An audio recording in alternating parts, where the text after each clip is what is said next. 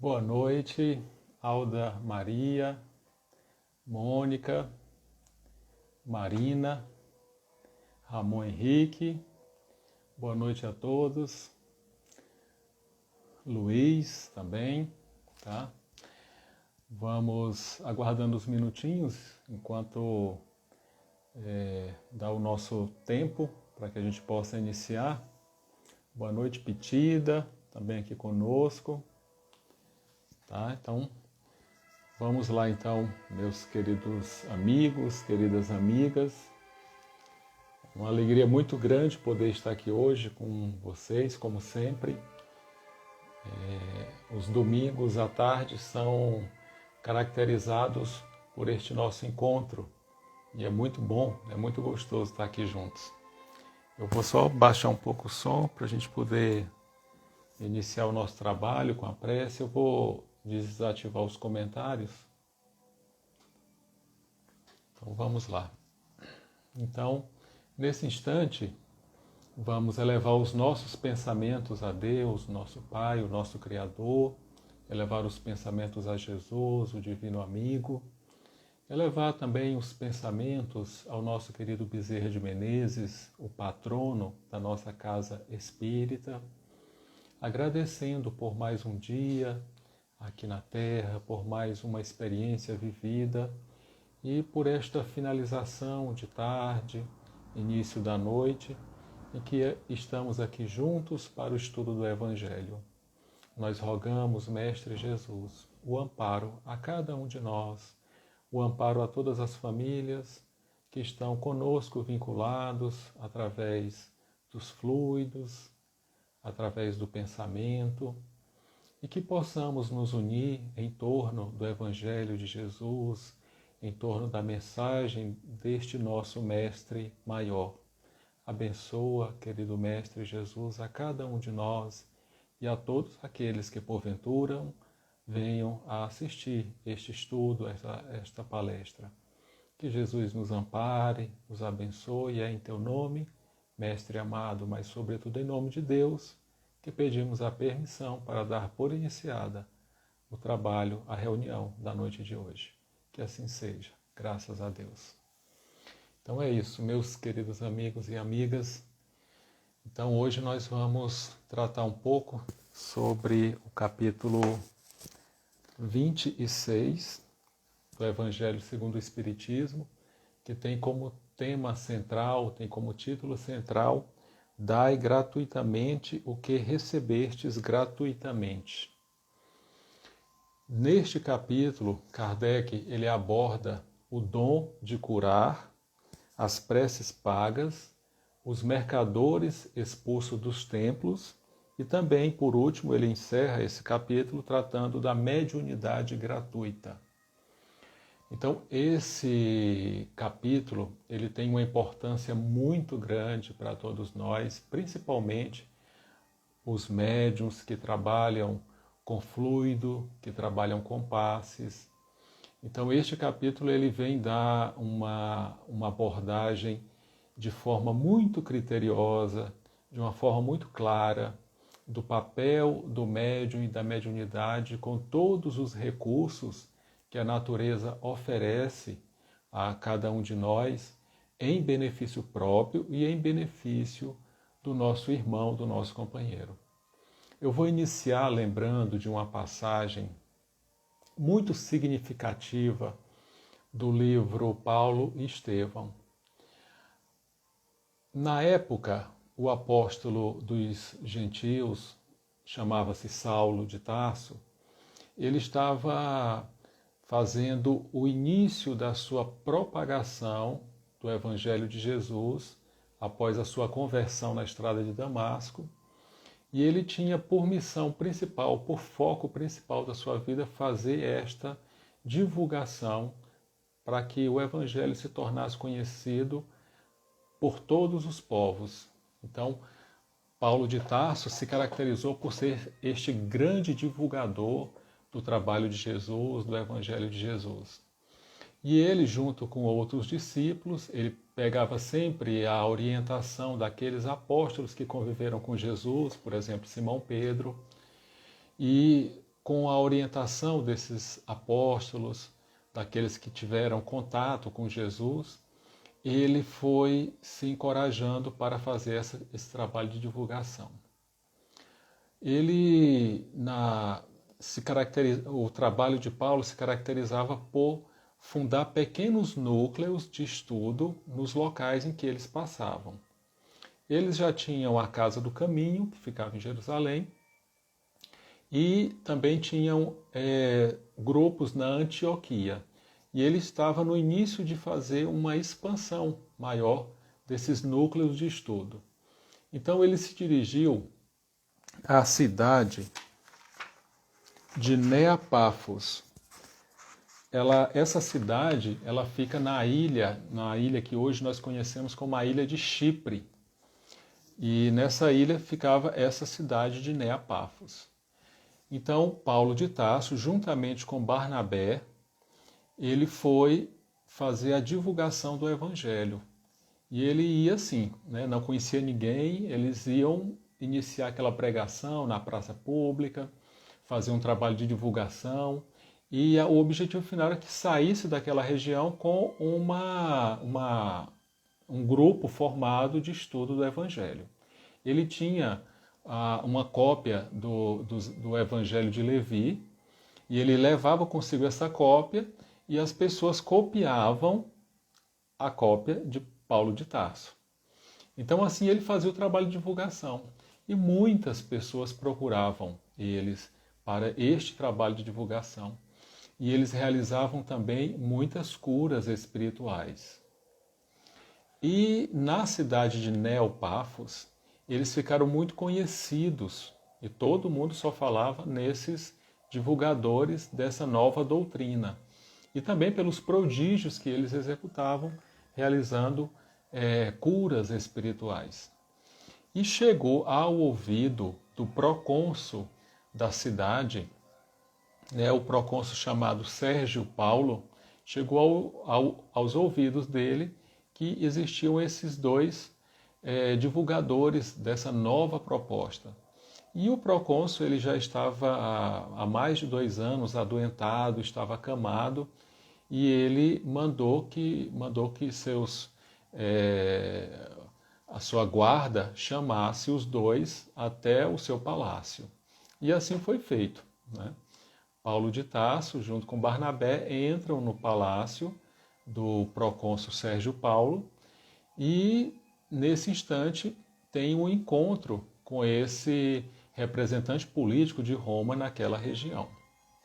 Um fato curioso é que quando Paulo ouviu esse nome, Sérgius Paulo, ele lembrou de uma história que Simão Pedro, o apóstolo Pedro, contou para ele quando o Gesiel, irmão de Abigail, ou seja, Estevão, né, ele contou para Simão Pedro uma narrativa de como ele chegou até a casa do caminho. Então Paulo de Tarso ele ficou super interessado nessa história, porque afinal de contas era o irmão da mulher amada, né, de Abigail, o grande amor da sua vida. Então ele queria saber tudo a respeito de Estevão, por onde ele passou, por onde ele viveu. E Simão Pedro narrou a Paulo a história que Estevão ele teve um contato com um procônsul ainda jovem, numa embarcação em que esse procônsul estava muito doente e que nenhum médico tinha condições de realizar um trabalho, uma terapia satisfatória no caso desse procônsul. E aí, quando todo mundo se afastou do procônsul e deixou ele entregue à própria sorte, isso dentro de um navio, Estevão, né, que era um escravo, ele foi chamado para cuidar do procônsul Sérgio Paulo. E o interessante é que ele cuidou com tanto desvelo, com tanto amor, com tanto carinho, confiando em Jesus e no médico perfeito que é Jesus, que o procônsul ficou curado, ficou bom. E aí, em agradecimento a Estevão, ele mandou libertar Estevão do navio.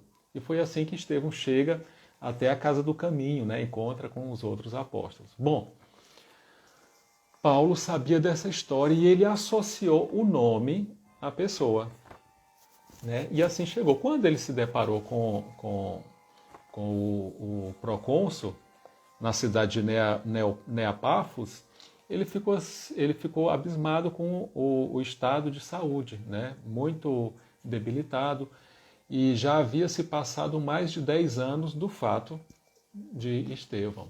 Já tinha se passado mais de 10 anos.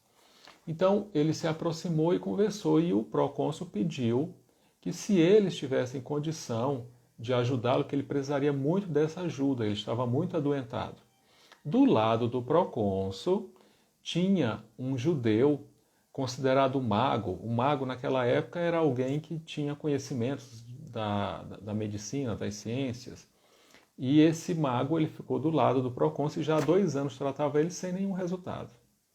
O nome desse mago era conhecido como Bar Jesus. Está lá no livro do Paulo Estevão. Então ele ficou ali muito desconfiado da presença desses dois missionários, tanto de Paulo de Tarso quanto de Barnabé. Mas ele ficou ouvindo a história. E aí o procônsul pede essa ajuda. E Paulo de Tarso esclarece que quem cura é Jesus. E que Jesus ele cura o que há de mais essencial na condição humana, que é a alma. O corpo, ele sofre as degradações normais, as enfermidades, e que o corpo também pode receber esse benefício, mas que ele tem um tempo determinado, né, para se manter em condições de vitalidade. O procônsul, muito mais interessado em restabelecer a saúde, perguntou se eles podiam realizar alguma intervenção junto a essa crença que eles acreditavam, a esse Salvador.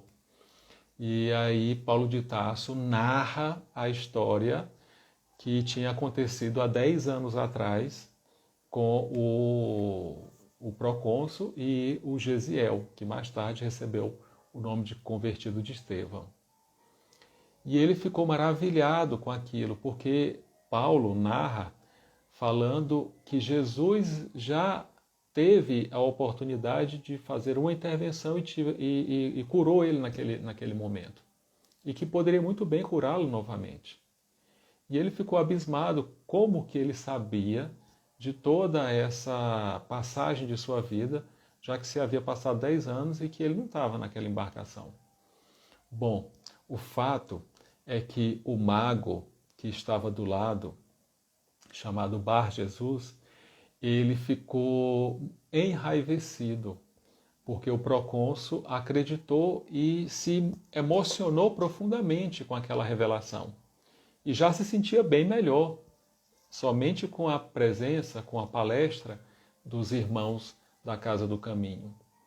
E naquele momento ele se exasperou, blasfemou contra os 2 apóstolos e falou que não acreditava e que isso tudo era coisa do demônio. Ao que Paulo de Tarso fala assim: meu irmão, você está cego para as realidades de Jesus.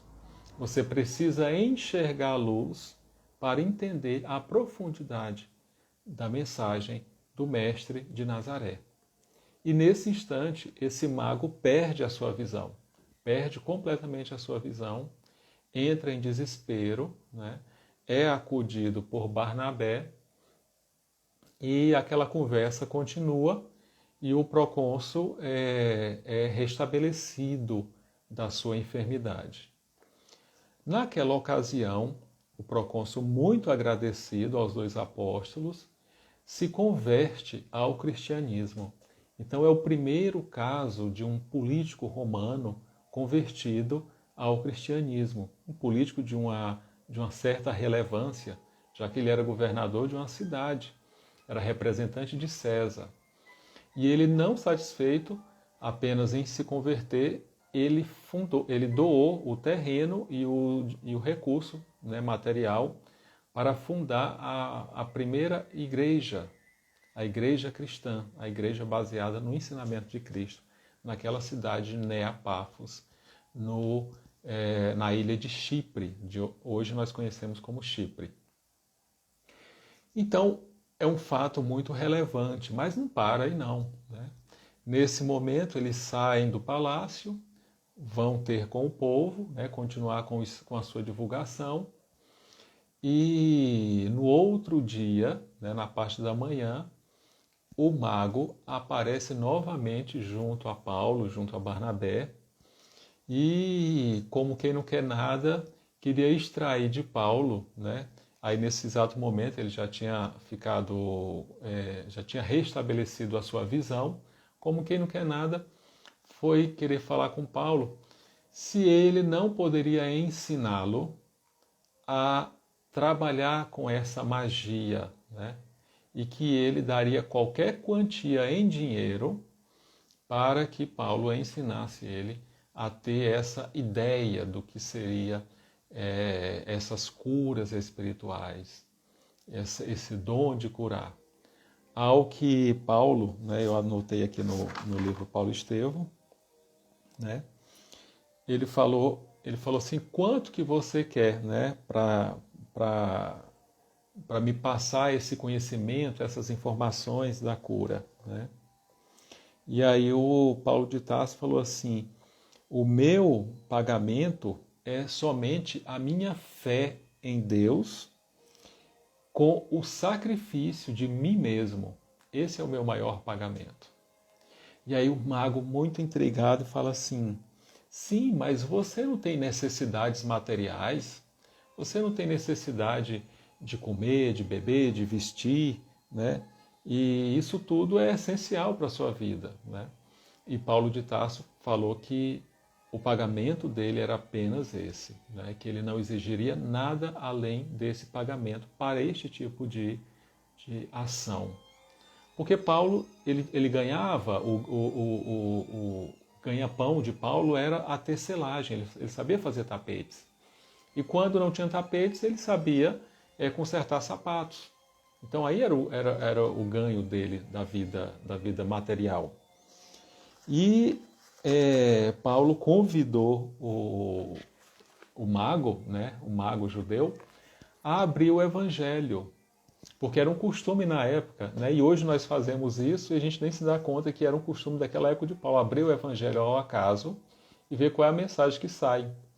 E assim o mago fez, só que ele falou assim, olha, eu não conheço nada desse evangelho de Jesus, então eu quero os ensinamentos sagrados, que eram os conceitos, né, de Moisés e dos profetas, que eles estudavam o Antigo Testamento. Na época não era, o nome não era Testamento, eles chamavam as Escrituras Antigas.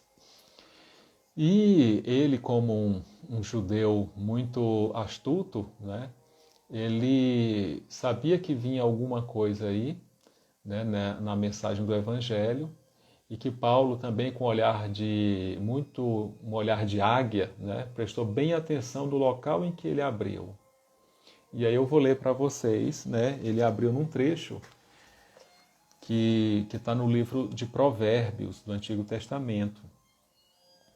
E isso fala muito o que o Evangelho traz, né?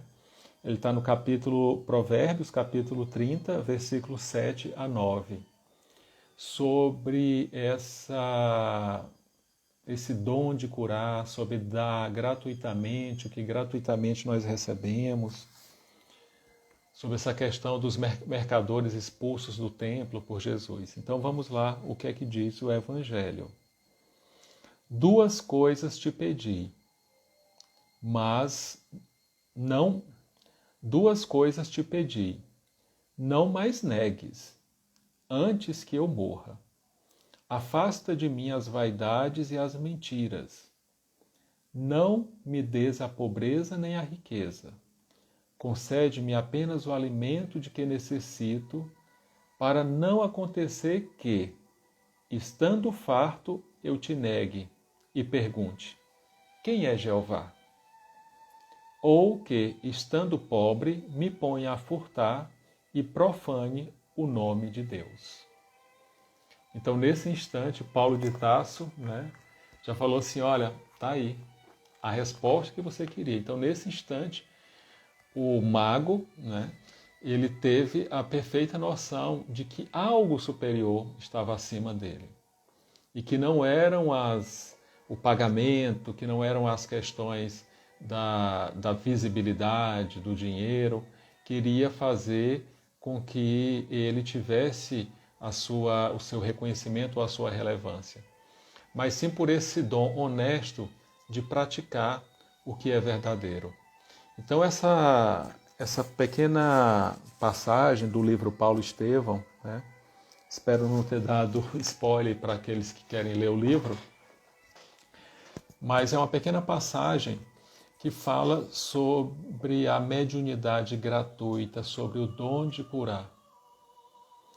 E, na verdade, quem cura as nossas enfermidades, quem cura as nossas doenças, a gente pensa assim, eu estou com a dor de cabeça, eu vou tomar um medicamento e essa dor de cabeça vai passar. Então esse medicamento ele age em nosso organismo, ele desliga alguns receptores e a gente passa a não sentir mais aquela dor de cabeça. E por não sentir mais, a gente esquece dela e ela vai-se embora. E ela retorna em um dado momento, quando nós precisamos nos lembrar de alguma coisa. Aí vem novamente a dor de cabeça. Assim como qualquer outro tipo de doença que aparece no momento em que nós, de alguma forma, necessitamos parar um pouco e observar o que na minha vida nós precisamos mudar. E as pessoas perguntam assim, mas será se sou eu que atraio as doenças para mim? Se eu atraio, eu não sei, isso é de forma inconsciente, né? E aí nós vemos o estilo de vida que levamos hoje em dia, a forma como nós enxergamos o dom da vida. É bem interessante que no inverno muitos de nós adoecemos porque a gente não respeita o ciclo da natureza, inverno.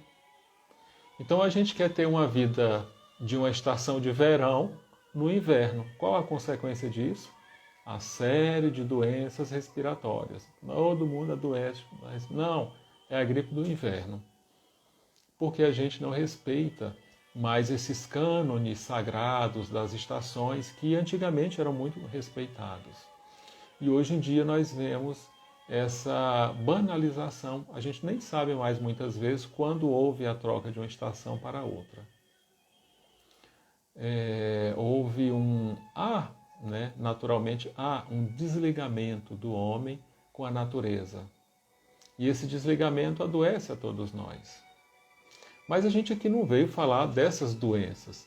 A gente veio falar do dom de curar e de como nós podemos alcançar este estado de cura real, como aconteceu com Sérgio Paulo, o procônsul romano, convertido lá por Saulo de Tarso e Barnabé. Então todos nós possuímos em nós esses mecanismos maiores de cura. Algumas pessoas possuem um magnetismo específico para tratar das doenças, para tratar das curas. Algumas pessoas possuem um magnetismo para a parte óssea, alguns médiuns para a parte psíquica, para a parte da mente. Outros médiuns têm um fluido mais voltado para o sistema de absorção do intestino, né, da digestão e assim por diante. O interessante é que todos esses recursos fluídicos estão a favor da humanidade. Mas é preciso que nós busquemos este recurso, este processo de cura. Não raro, muitas vezes na nossa casa espírita, somos procurados por pessoas com enfermidades que já passaram por muitos profissionais de saúde e que não conseguiram obter uma resposta satisfatória. e procuram a casa espírita para realizar algum tipo de tratamento de bioenergia. Então, tudo isso, meus queridos irmãos, meus queridos amigos, são recursos que a divindade oferece a cada um de nós para a cura real. Mas essa cura, ela vai muito além de que não conseguem digerir aquela situação que a vida apresenta e fica ruminando aquilo e rumina de certa forma que aquela ruminação ela desborda no corpo físico, causando alguma perturbação neste corpo físico. Então, nós pensamos, nós vamos tratar o estômago? Sim, devemos tratar, mas a gente deve buscar as causas que este estômago, por exemplo, está adoecido. Existe uma medicina que ela trata muito bem dessas questões, destes parâmetros, que enxergam o ser humano como um ser integral e que as doenças elas aparecem em decorrência de alguma desordem, de algum desequilíbrio da parte mais sensível, vamos dizer assim, da parte espiritual. E isso tem uma relevância muito grande para todos nós. E essa relevância, ela deve ser muito bem trabalhada e levada a sério, principalmente no nosso momento histórico, em que tudo confabula, em que tudo converte para que nós nos afastemos dessa nossa identidade espiritual, dessa nossa verdadeira natureza espiritual. Hoje nós estamos com um processo de dessacralização. As coisas parecem que não fazem mais um sentido, o sagrado parece que deixou de existir. E o sagrado ele tem uma função muito especial. Como fala o professor, filósofo romeno, naturalizado americano, Mircea Eliade, ele diz que o sagrado tem a função de dar sentido. E quando você tira o sagrado, quando nós tiramos o sagrado da nossa vida, a nossa vida perde o sentido. E aí nós começamos a andar em círculo e a doença faz parte. Você acostuma com a doença e não tem mais qualidade de vida. Ou então fica escravo de um momento de nossa existência que é a juventude. E não quer de nenhuma forma que o amadurecimento aconteça, que o outono e o inverno da vida chegue até nós. E a gente quer ficar sempre na estação do verão. Ou seja, a juventude é o ápice. E se não tivermos juventude, nós seremos infelizes. Então isso é uma vida sem um sentido maior, sem esse sentido do sagrado, ele traz para cada um de nós. E tudo isso tem uma causa. Tem uma causa. Eu estou tendo a oportunidade de ler, estudar um pouco sobre um livro chamado As Moradas do Castelo Interior, de Santa Teresa d'Ávila. Este livro tem a grande missão de fazer com que nós nos reconectemos com o nosso Criador, com Deus. É um livro da tradição católica, mas o importante é o conteúdo, não é o rótulo. E Santa Teresa d'Ávila é um expoente para todos nós, um exemplo de trabalho, um exemplo de cristã. E ela tinha, na época de encarnado, uma mediunidade fantástica. Santa Teresa d'Ávila chegava a levitar. E isso tudo registrado na sua biografia. Então, este livro, ela escreve o livro como uma proposta de reaproximar o homem do seu Criador, ou seja, Deus. Então estamos desconectados de Deus e por isso as doenças chegam até nós, como uma forma de alerta, como uma forma de aviso, de dizer assim, olha, para aí, Segura mais um pouco o passo. Vamos nos conectar com o que é essencial. Não tenho tempo. A vida é muito rápida, é muito curta, não tenho tempo. Mas aí tem tempo para a doença. E a proposta de Santa Teresa d'Ávila é justamente nos reconectar com o nosso Criador. E ela faz uma... Eu não vou falar do livro, não vou dar spoiler do livro, até mesmo porque eu não concluí a leitura, estou lendo, aos poucos estou me deliciando dessa mensagem. Mas a proposta, ela faz uma analogia de um castelo com a nossa alma. E que nesse castelo existem vários compartimentos. E um compartimento principal, que está o rei, o todo-poderoso, soberano. Ele está num compartimento especial. E nós perambulamos por todos os locais desse castelo, mas não conseguimos fazer parte desse amor, dessa luz, desse todo-poderoso que habita dentro de cada um de nós. É uma analogia fantástica. Eu convido a todos vocês que tiverem oportunidade, tem PDF na internet, é só colocar as moradas do Castelo Interior de Santa Teresa d'Ávila e vai nos dar a oportunidade de experienciarmos o que é uma vida plena, verdadeira, e que nós buscamos a todos os dias nos reconectar com aquele que nos criou. Isso é urgente, meus queridos irmãos, nos reconectar com aquele que nos criou. E ela traz isso de uma forma muito poética, de forma que através, ela indica 2 caminhos para estar presente nesta sala, onde está o rei, onde está o sol, a luz, que é através da oração e da meditação. Então, a cura real é quando nós nos colocamos na presença de Deus, o nosso Criador, porque Ele está em nós, Ele está junto a nós, Ele está em absolutamente tudo.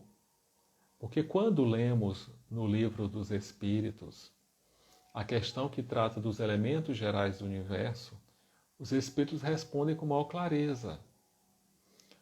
O universo, tudo o que existe, é formado por um princípio material e um princípio inteligente.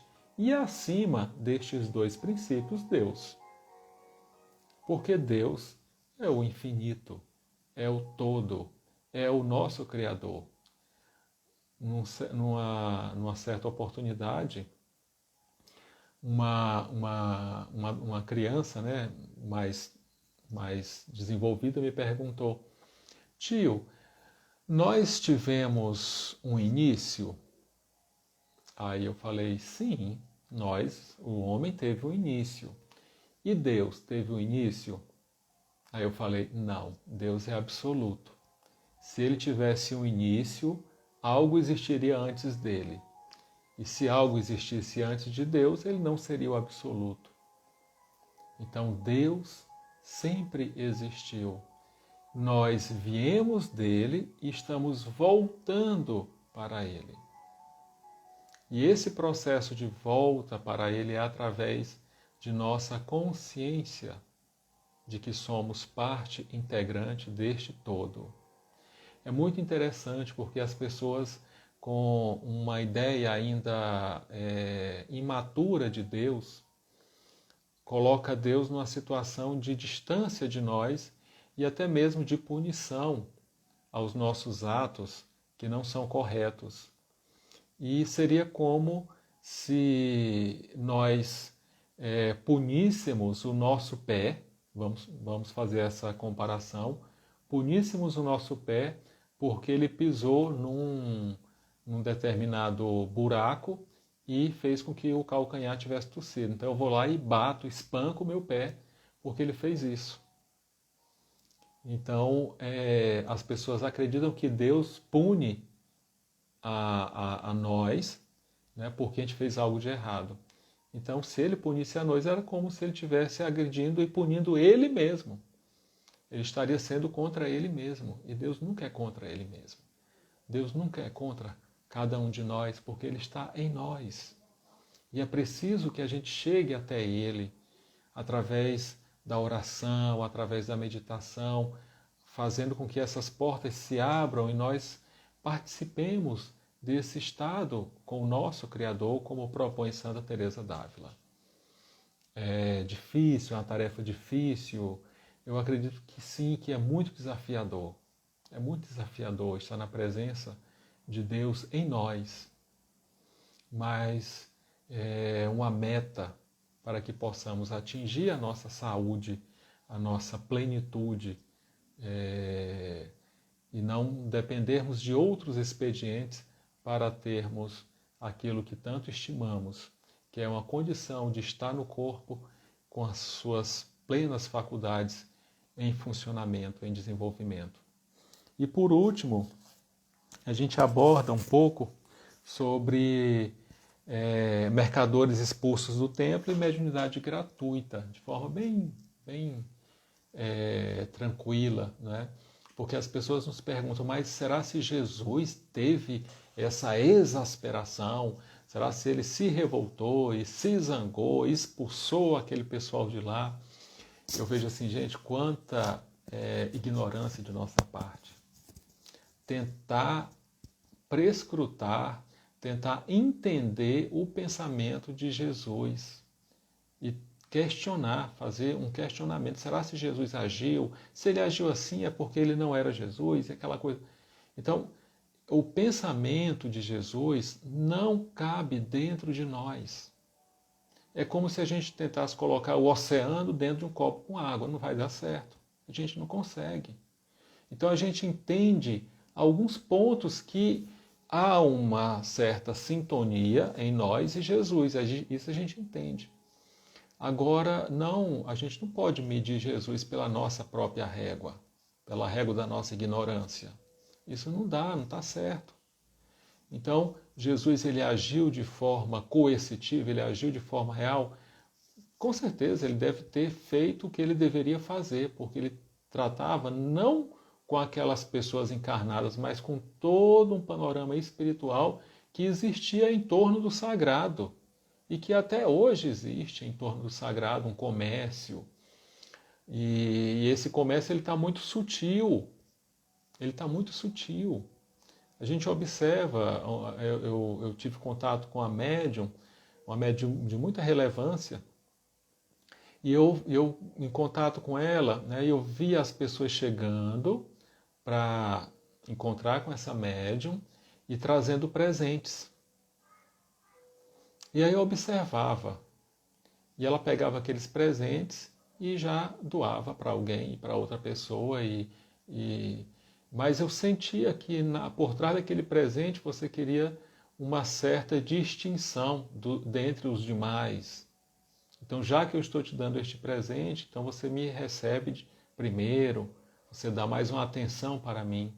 Olha a sutileza desse mercado, dessas coisas sagradas. Então o médium ele tem que estar com os pés muito no chão, para não deixar se trair, deixar cair nessa tentação de receber estes presentes e depois ficar em dívida com estas pessoas, né? Mas Jesus ele agiu de forma muito pontual, de forma contundente, porque ele sabia o que estava fazendo, ele é o governador do nosso planeta. E por último, né, a questão da mediunidade gratuita, é o que nós já acabamos de falar e de abordar.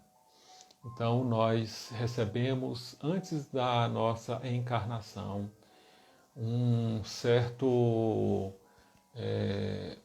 uma certa missão. Nós chamamos de mandato mediúnico.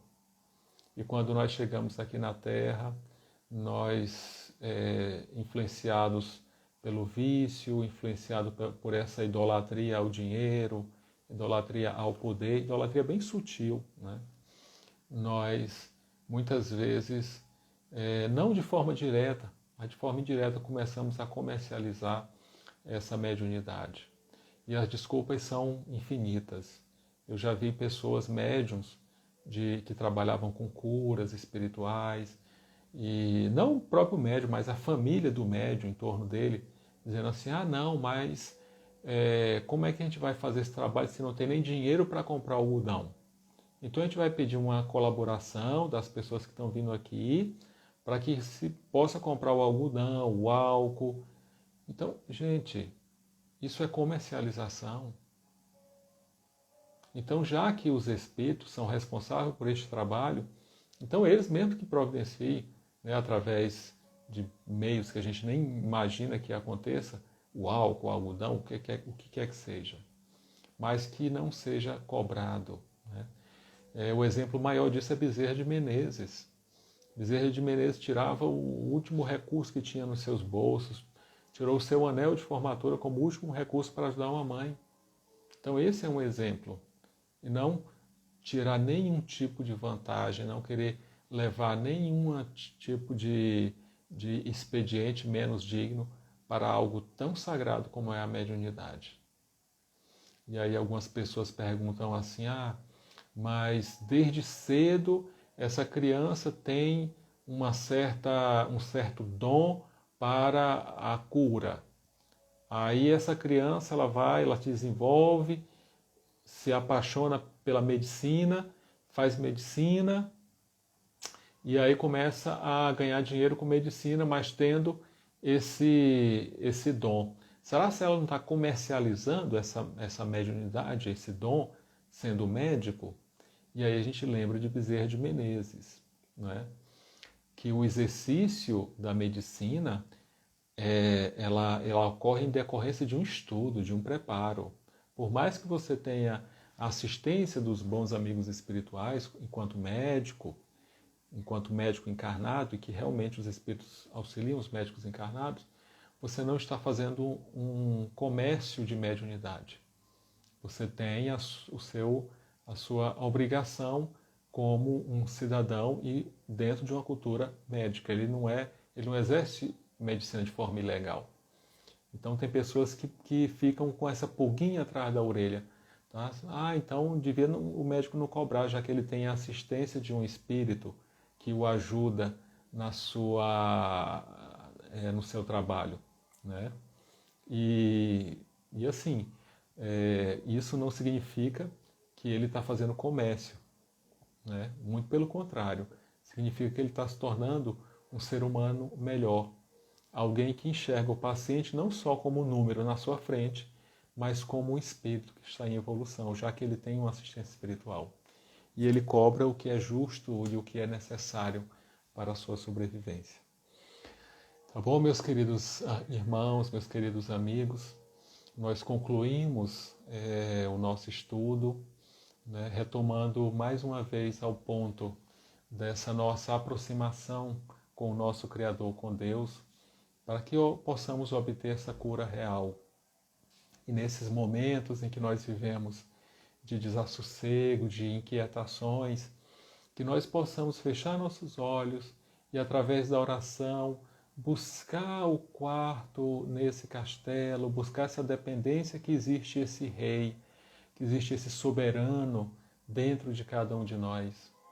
Que possamos pegar essas obras de tão grande relevância, né? Eu citei apenas uma, de Santa Teresa, mas tem tantas outras obras que falam desse amor de Deus por cada um de nós.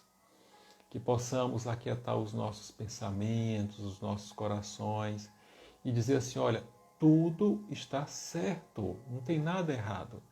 Jesus é o governador do nosso planeta. Essa pandemia é fichinha para Jesus. Ele já sabe o que vai acontecer, já sabe a finalização. Agora é preciso que nós façamos a nossa parte. E o que a gente precisa fazer? Manter o nosso equilíbrio. Porque o equilíbrio mantém quem tem fé, quem acredita. Que não importa o que aconteça, a gente mantenha o nosso equilíbrio. O equilíbrio dentro do lar, no nosso ambiente de trabalho, na rua, nas filas, em qualquer lugar que a gente se encontre. Que a gente mantenha o equilíbrio e que nós possamos ter sempre uma palavra de ânimo, de fortaleza, porque tudo só acontece segundo a vontade de Deus. E Ele é um Pai maravilhoso, é um Pai infinitamente bom e justo, porque senão Ele estaria sendo contra Ele mesmo. E Deus não é contra Ele nunca, tá? Deus nunca vai ser contra nós. Então, tudo que nos acontece é na medida exata da nossa capacidade de suportar. Porque se nós não se a gente não impõe ao nosso corpo uma carga que ele não consegue suportar, que dirá Deus, né? Então tudo que chega a nós, tudo que chega à nossa vida é aquilo que a gente consegue suportar, porque Deus está no comando de nossas vidas. Um grande abraço a todos, um grande beijo no coração de vocês, que possamos finalizar com a nossa prece, aquietando os nossos corações, os nossos sentimentos. Mais uma vez, elevando os pensamentos a Deus, nosso Pai, agradecendo por esse instante, rogando pela semana que inicia, pelo o novo mês que começa, e que possamos sempre manter acesa essa chama da crença, da fé, da perseverança e do amor de Deus junto aos nossos corações. Em teu nome, Mestre Jesus, em nome de Dr. Bezerra, patrono de nossa casa, mas sobretudo em nome de Deus, que pedimos a permissão para dar por encerrado o trabalho de estudos da noite de hoje. Que assim seja, graças a Deus. Meus queridos irmãos, mais uma vez um grande abraço e uma boa noite para todos vocês. Um grande abraço e até o próximo encontro.